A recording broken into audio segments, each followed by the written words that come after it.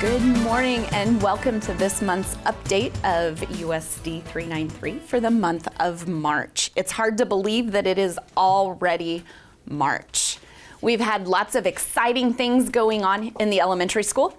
Most importantly this week is Dr. Seuss Week, which celebrates reading as well as his birthday on March 2nd.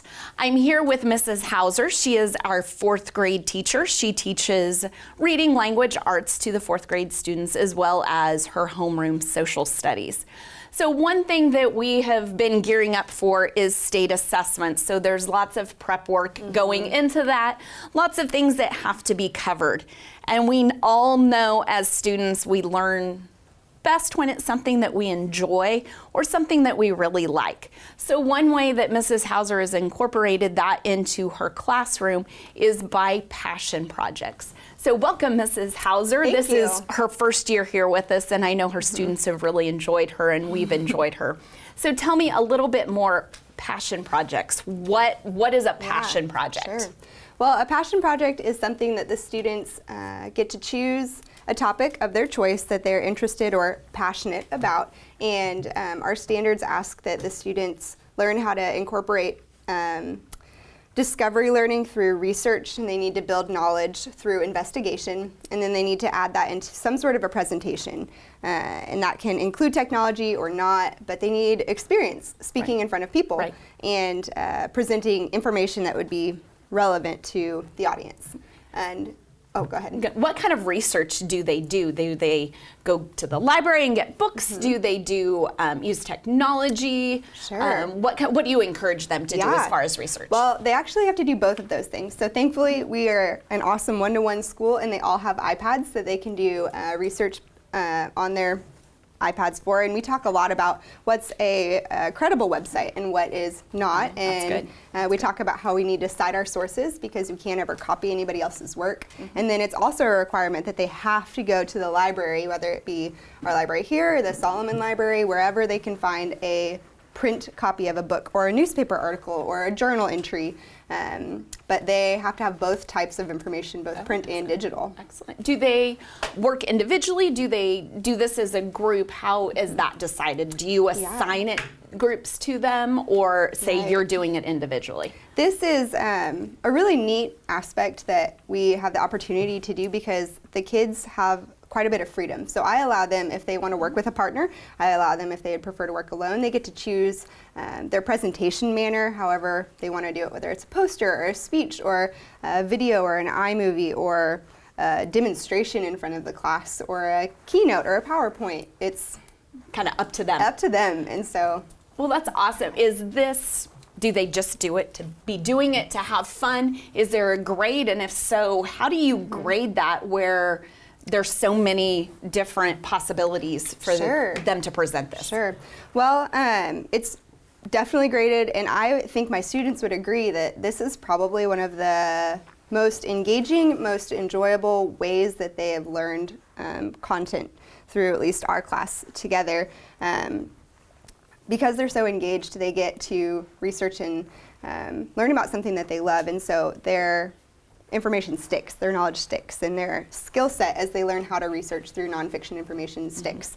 And so we have to have proof that we're learning, so yes, it definitely is graded. And I use that based on the standards that we have. And there's a rubric that I give them. They all have a copy of it. We go over it every time we start a new project, and when they're finished, they have to go back and make sure they've done everything on the rubric, and it's on a point system. They get certain points for each category, but the categories are based on standards, and so there are writing standards involved from like the Common Core standards, and there are also speaking and listening standards involved, and they all overlap, but each category specifically has a standard that it addresses, and that's kind of their benchmark that they're assessed against. So it's a great way for them to also track what do I need to get if I want to get all 4s or all 5s. They know exactly and can go through and pinpoint. So far this year, how many passion projects have you done? Have you gone through a cycle a couple times or? Well, we have gone through 2 so far, and we are starting our third one today. Oh, It excellent. takes a process. We only work on it one day a week, but the kids really love working on those Fridays that we do it. And so it takes some time to get all their information gathered and then their presentation put together and then rehearsed as well. Right. But we're starting our third one, and if they work extra fast after state assessments, maybe we'll get another one in. Another one in. So final question before we go, and we're going to have a couple students share with us a little bit about their passion project. Visitors. I know we're being up around the office occasionally, we have parents come and say that they're going to come and watch the passion project. Have you always had visitors come in, or are you slowly getting students used to having other people watching them? So for our first passion project, we don't have any outside visitors in, just our classmates, just so that everyone is comfortable and they kind of get to get their feet wet with presentations. But then for the rest of them, parents, grandparents, siblings, cousins, they are welcome to come, anyone and everyone that is available to come and see. And that really gives them a feel for a larger audience, a more diverse audience as well. And I don't know, they get excited when new people come. So. Excellent. Well, we're going to get our students ready. We have 2 students. Who are we going to have share with us their passion project? So Taj Bays and Kaiser Sims have worked really hard on a passion project about crocodiles, and they put it in a really neat format that was very creative, and I think that you all will really enjoy it. Excellent.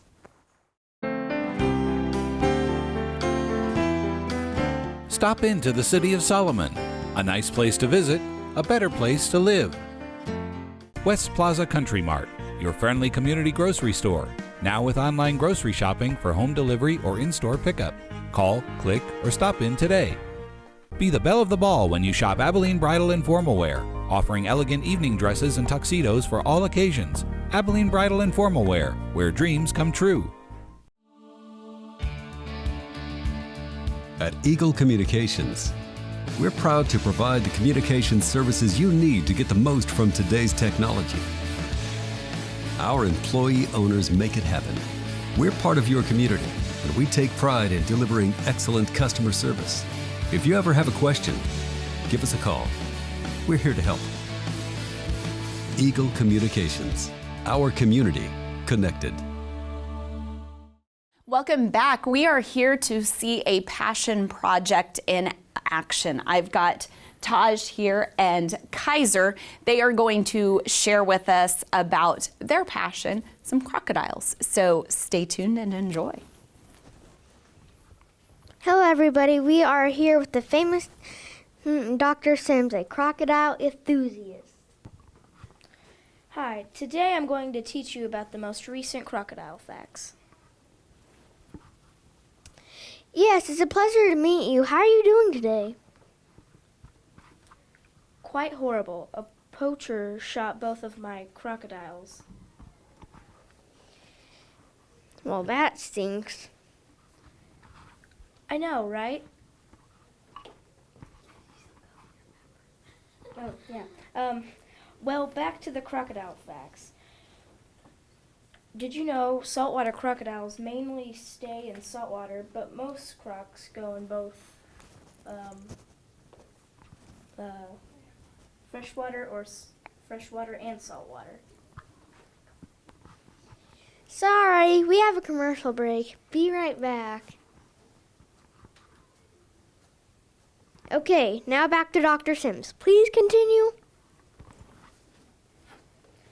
Okay, crocodiles are much more likely to eat you than a shark. All crocodiles live throughout the tropics in Africa, Asia, America, and Australia. Saltwater crocodiles are also called the salties. At least that's what people in Florida call them. You know, one time a crocodile bit my leg off. I did get a new one though. Female saltwater crocodiles are generally smaller than males. Saltwater crocodiles feed mainly on domestic animals like wallabies, dingoes, and other animals, along with the occasional human. The biggest crocodile ever was 7 meters. That's almost 6 of me. This is how big the biggest saltwater crocodile in the world would be. This is a full 7 meters. measured that on a person, well, me, and that's 6 of me. For Dr. Sims. Saltwater crocodiles' eyes, ears, and nostrils are found at the top of their heads. Saltwater crocodiles eat stones to help grind their food in their stomach. Some salties stay in water so much they have barnacles on their backs.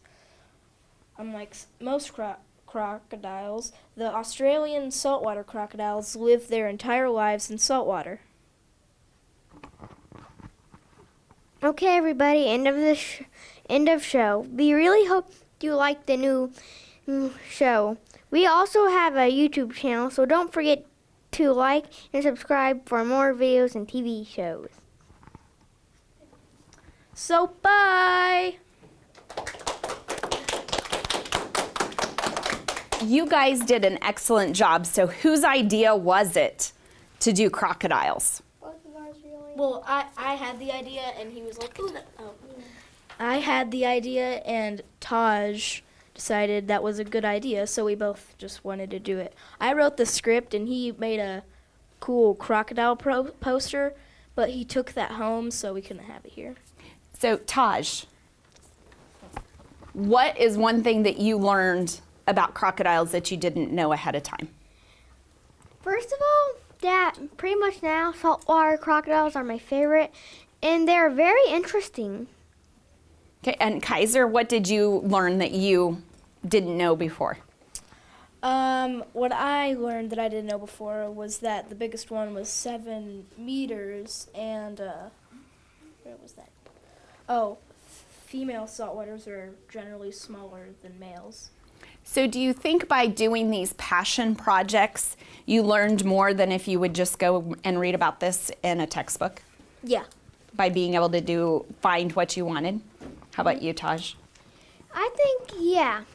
Yeah. Does it keep you interested a little bit more than doing a worksheet and reading out of the textbook? Yeah.